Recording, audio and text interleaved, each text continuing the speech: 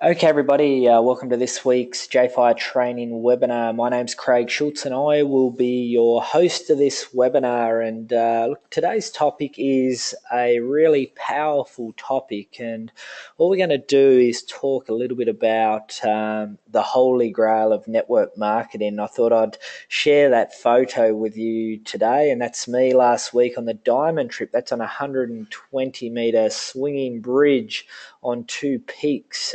So the drop there's no return. You're certainly well and truly gone if that bridge does fail. But the reason I thought I would do today's presentation is talking about reaching the holy grail, and we're going to be talking about how to select a network marketing opportunity, because just because you're in network marketing doesn't necessarily mean that you're going to have success. There's a formula, and like any investment, whether you're going to be investing in property, whether you're going to invest in shares, or invest in business, any type of investment, and in network marketing, your investment is more so time than money. You need to make the right business decisions. So there's literally thousands and thousands of network marketing companies all around the world, and some of the network marketing companies have got extremely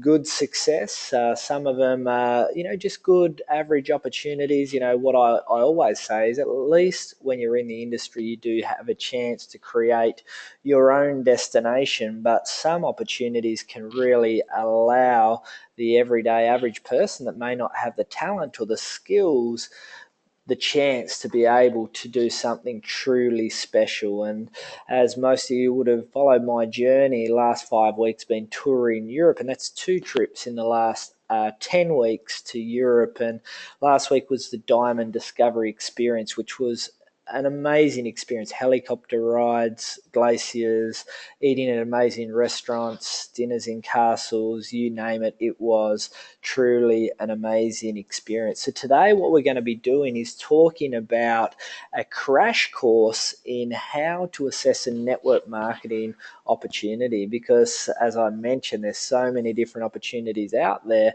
and just because it's a network marketing opportunity doesn't necessarily mean that it is a good business opportunity. So the most important thing about assessing a network marketing is it's not just one element. It's not just a product. It's not just a pay plan. It's the whole story, and the ability to be able to share the entire story, the entire package. So it's a combination of everything. It's all the ingredients in the cake together that makes the best cake. If you're missing one or two elements of that, you often have a failure, and you are often only as strong as your weakest link. So we're talking about selling the entire story. But the first thing that I always do assess, and I'm not going to go through these elements as what's the most important, because they are all equally as important as each other. So we're going to go through them individually. But I do believe the assessment of the product is the most important element, because that is what you're marketing, that is what you're promoting. And if the product doesn't really fit into the economy, often your opportunity is going to be flawed and failed. So what I talk about with assessing the product, I always say, okay, just take the business opportunity part of it out of the equation. Would this product at that price point sell off the shelf in a department store with or without a business opportunity? And if the answer is yes to that, you go, okay, there is a business opportunity available there, because there's a lot of products in there that may be at a price point that you have to justify generation of income to be able to participate in the business, to be able to go out and market. Remember, the success of your business will be more so based on the consumer side of things. You want to have an ability where every single person that joins your opportunity will be a happy customer with or without the business opportunity. So remember, 2 out of 10 only will really go on and do something with the business. So you want to be able to have those extra 8 people being lifetime customers. It's really, really important when you're assessing a business opportunity. Would that product sell with or without a business opportunity? You want products that not only people need, so everyone needs good health, but what people want, what they're actually looking for. And, if you look at the history of the network marketing industry, you really look at the genres that people have had major success in: skincare, nutrition, anti-aging. They've been like the bigger billion-dollar brands of the industry. There are lots of different companies in there with different products, from weight loss, etc., etc. But, you really want to make sure that it's products that people want, not just need. Everybody needs good health, but, a lot of people really, vanity always wins over health, whether that should be the case or not. But that's often something that's really important when you're assessing your business opportunity. I always like to look at the product to have real X factor.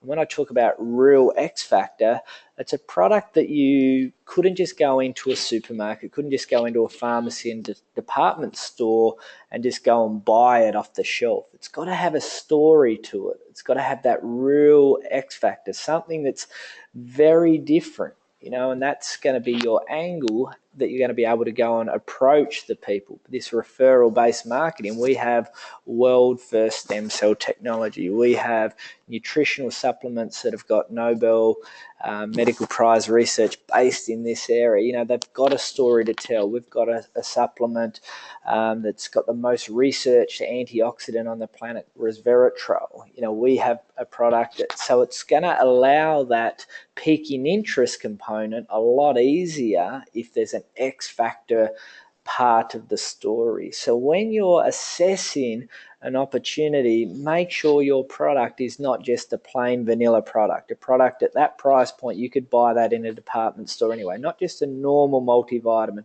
not just another weight loss shake, not just another phone plan. You want to have something that's got real X factor. It's a product that people not only need but want. At its price point is critical. My first go in this industry, I was in a juice fad craze based company that had incredible success in the early 2000s, but that was a fad. That was a trend that died off, and the price point of that product was hundreds and hundreds of dollars, and you were spending that every month for your own consumption. So by the time your entire family had those great products, you were $400, $500, $600, $700 a month in sales. So if I wasn't in a business opportunity, I had to justify the cost for that. And that's what really appealed to me when I was looking at Ginesse, around $100 a month commitment, products that people are already spending money on. Very X factor. These products, if they got the results, which was the most important thing, everyone would want and have an interest in that.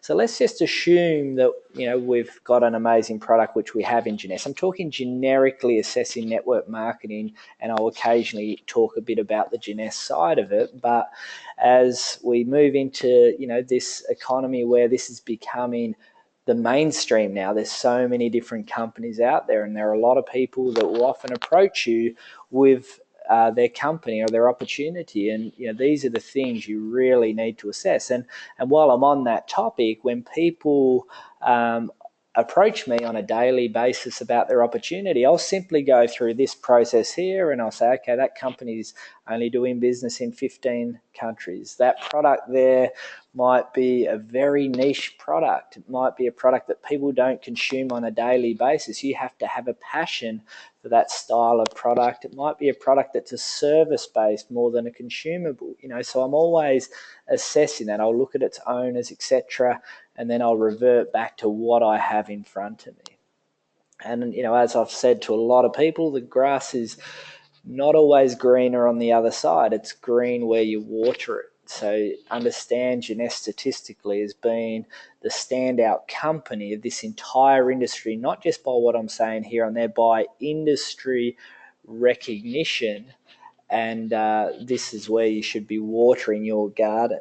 So we've got a good product, and the next assessment, I always say, well, if you've got a great product with poor leadership, your company can often be caught up in business decisions that may cripple your company. So the next thing I really look at there is, well, who are the owners? What's been their track record? What's the success of the owners? Have they had success in business in the past, or have they been a distributor that's now gone into company ownership? So I'm really assessing this. This is critically important. Have they got the track record for success? And when I looked at Jeunesse as an opportunity, I really go, wow, the success of Randy and Wendy over a 40-year career in multiple businesses. I knew that these were the visionary leaders. These were the Bill Gateses of the world, the Steve Jobs of the world, people that are true pioneers and true visionary leaders that have had that track record of success. And I was only reading a story today of, Wendy's won American Businesswoman of the Year multiple times. Now she's getting international recognition for her success in business. And you don't do $1.1 billion in sales in your fifth year in business if you don't really know what you're doing. So, understand that, Jeunesse is a company that's been well planned, well structured, and we are truly crushing the industry. But no, it's not just about the owners per se. You've also got to look at the ownership structure. Some companies are set up as a public-based company. Some companies are set up as multiple ownership-based companies. Some might be an owner with investor. Now, I'm not saying which structure is right or wrong, but some of the pros and cons of the different structures, well, it's quite obvious if you've got single ownership, you've got single visionary business decision. If you've got public ownership, the company has got to go through a very, very strong auditing process, and you can be comfortable that they are following the right procedures. But sometimes in a public company, they've got to get return for in their shareholders. So are they making decisions for shareholders or the field? Because if I want to work and flourish and do the best I possibly can, I want to make sure that the visionary leaders are making decisions based on field leadership that can help the business grow. So that's not saying whether they are or not, but that's, I guess, a risk. You've also got the multiple ownership structure, and the multiple ownership structure is, are all owners and all key decision makers on the same page? So you might have some that want to take the business more international, some that want to change the comp plan for whatever reason. Some might be a bit more greedy than others and want more profits rather than reinvesting back into the business. This is the possibilities that can happen with a multiple ownership. I've also had good experience in a company which was ownership structure but majority funded by investors. And what do the investors want? They want return on their investment, and that clouded the business decision of the owners there. So it's really important, and I'm not saying whether this could crush a company or not, because you could have that public company, and there's a lot of public companies that are multi-billion dollar brands in this industry, but they are the things that I am looking at, and I have to make a business decision on whether I join based on that. The next element we'll look at is pay plan. And this one here is a really interesting one, and it's not one of my most desirable key elements. What the question I'll always ask is, what's the biggest income earner earning? How many people are earning the type of money that I want to earn? These generic type of questions. But the pay plan, if you go out there, people will approach you and say, well, we're proven to have the best pay plan. And I'll say mathematically that may be the case, but it's not whether mathematically you've got the best pay plan, it's whether you've got the story to tell. And what I mean by that is, just imagine if you mathematically had the best pay plan. You could sit down and prove that mathematically that is, there isn't anything that can be better than that. Well, it'll all get back to whether you've got a product attached to that. So just imagine you've got mathematically the best pay plan, but you were selling records as a product. Records might have been big in the 70s, but you have to have a passion for records now to go and make a purchase of that. I don't think I've seen a record in the last 15, 20 years. So it's not just about mathematically whether you have the best pay plan or not. It's whether you've got the best story to tell. So I always say, who's the biggest income earner? What are they earning? How many people are earning the type of money that I'm making? I'm making these generic assessments here.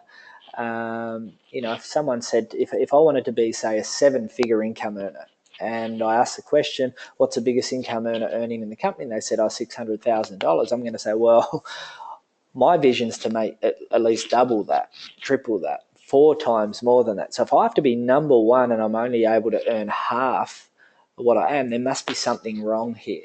That's the type of question I'm asking. When I looked at Jeunesse, they were having tremendous income earners. I assessed the comp plan. It was clean. It was neat. It was well balanced. Another thing I look at is, okay, how much are they trying to put into the front end of the business? How much is in the residual?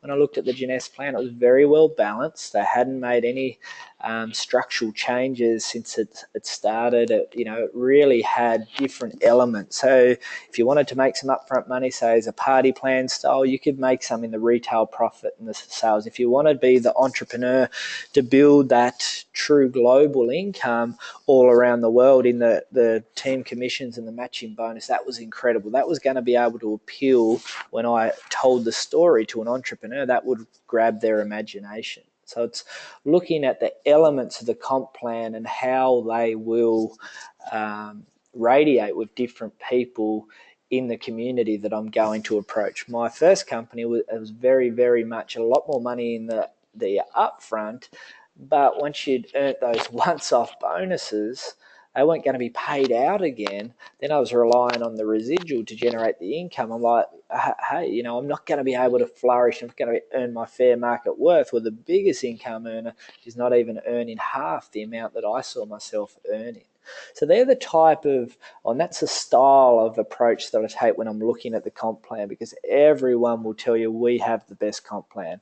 That may be true mathematically, but it's the whole story.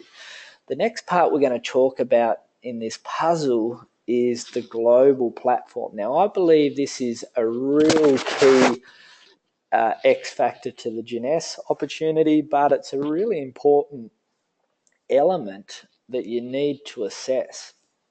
Now, we do business in, say, 100 plus countries around the world. Some of those countries are set up as what I'd call a bricks and mortar model, where they have an office, registration. Some of those companies or countries are set up as an e-commerce model, where they don't necessarily, they might tap into the nearest shipping centre, the nearest corporate staff. For example, the most important thing is you can distribute all around the world. Some of those markets may be a little bit more challenging to build in than others because of they don't have the support, the sales there, etc.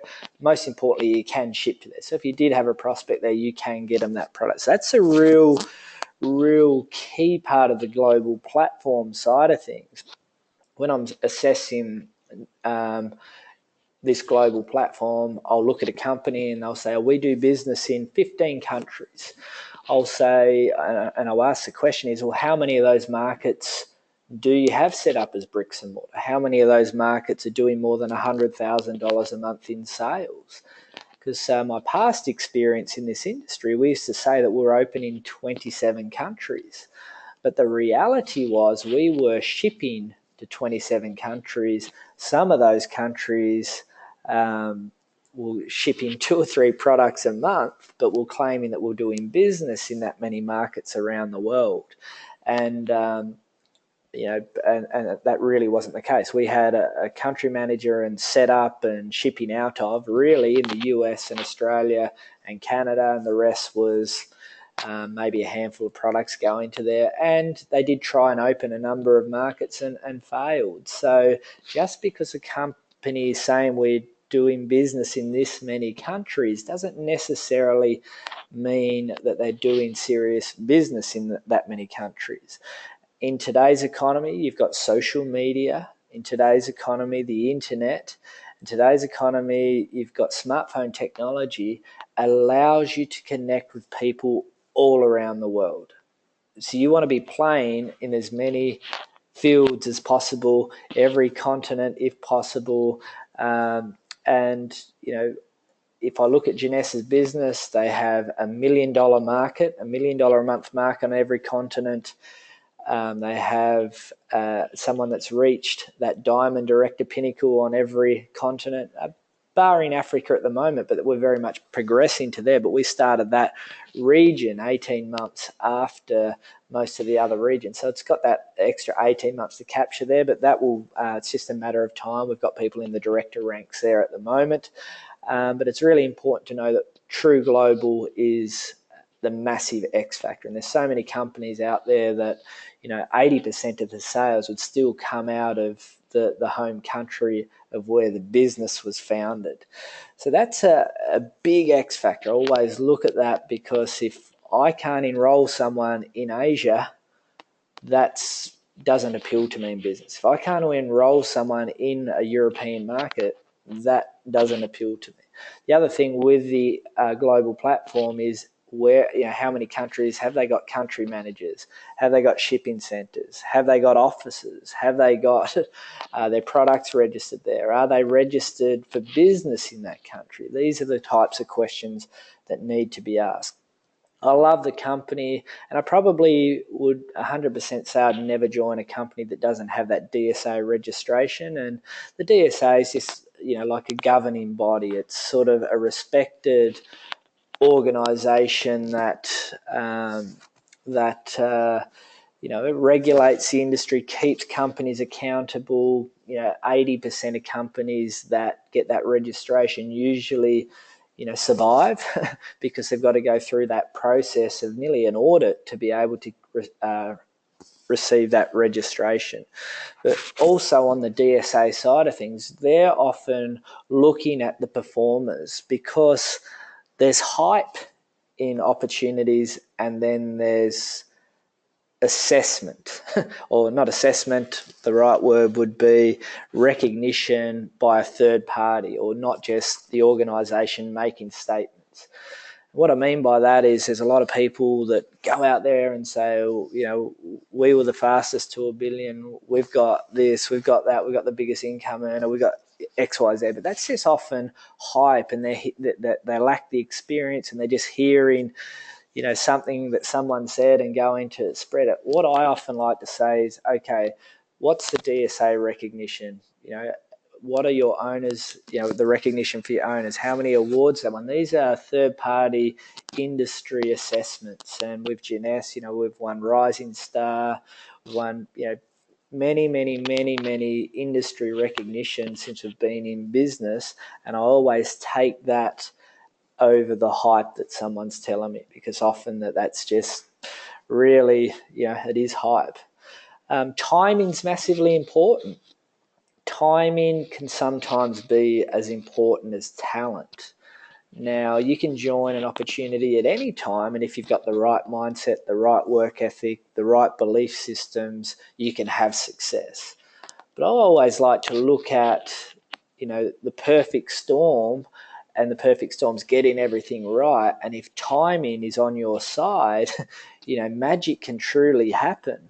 If you're going out there, the company's set up well, it's well financed, it's got no debt owing to the bank, it's got great business experience, got an amazing product, and it's in that, not just it's in like going into that momentum phase. So capturing the opportunity before it reaches the masses, which we call timing, that's where magic can happen. So I don't ever go and join startup companies, because there's no proof that will last the test of time. If I assess that startup and their owners had been in business and had success for 40 years and experience in the industry, they did have an amazing product, I would consider a startup, but they would really be assessed at a lot more higher level. When I joined Ginesse, I was 2 years in, but I could see that they had They were really operating like a 20, 30-year-old brand. They didn't owe money to the bank. They're buying offices, 150,000 square foot offices with cash.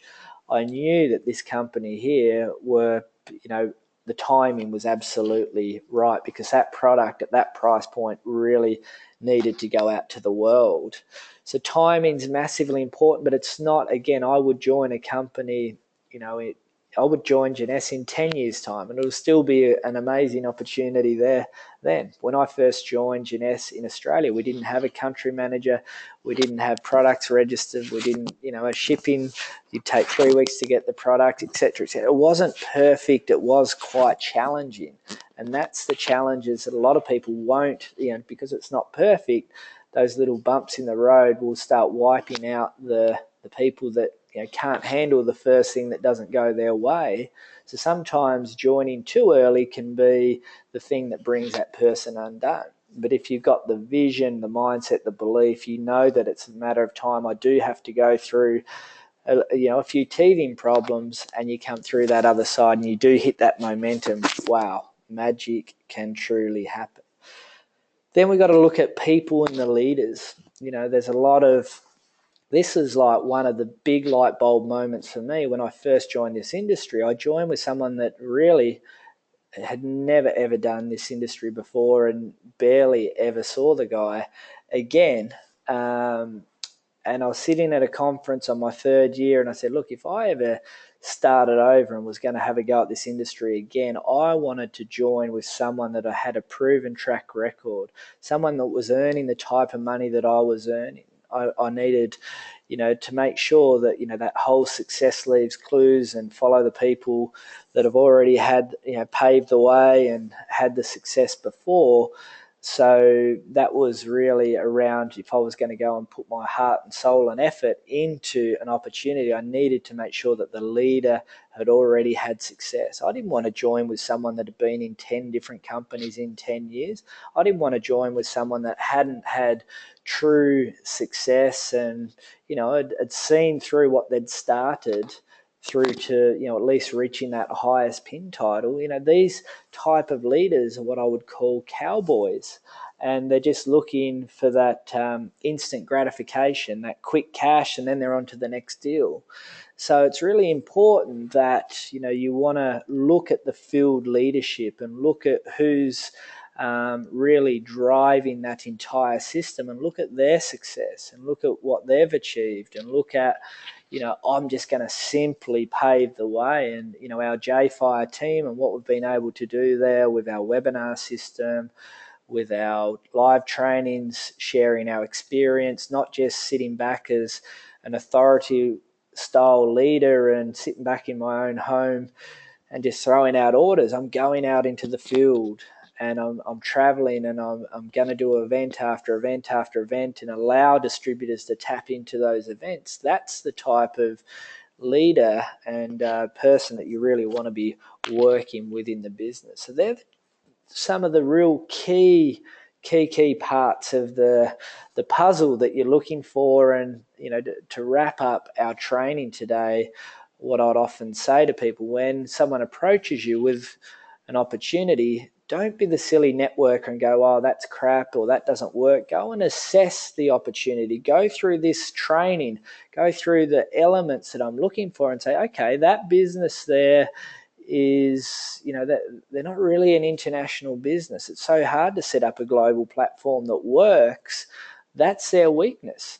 So what do? I focus on our strength, and our strength is we are global, and we are doing business, and we do have $1 million a month markets. We do have successful people on every corner of the globe.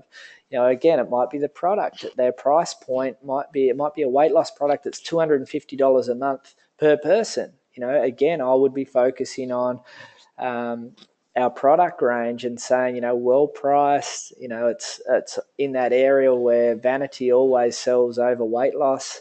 What happens with weight loss when people lose weight because the product works that well? They don't want to spend the $250 anymore. With anti-aging and skincare, if you find something that works, you've got a lifetime customer. So you don't go in and smash their product, but you go, okay, this is where we've got a strength, and I'll focus on one of the reasons I joined Jeunesse was etc., etc. So I hope today's training shares a bit of insight into what I'm doing when I'm assessing a company, when I'm talking to leaders in the field and focusing on our strengths, which really honing in on another opportunity's weaknesses. Anyway, guys, I'm going to stop the recording and I will answer a couple of questions if anyone has any questions, and I will look forward to seeing you out in the field very soon.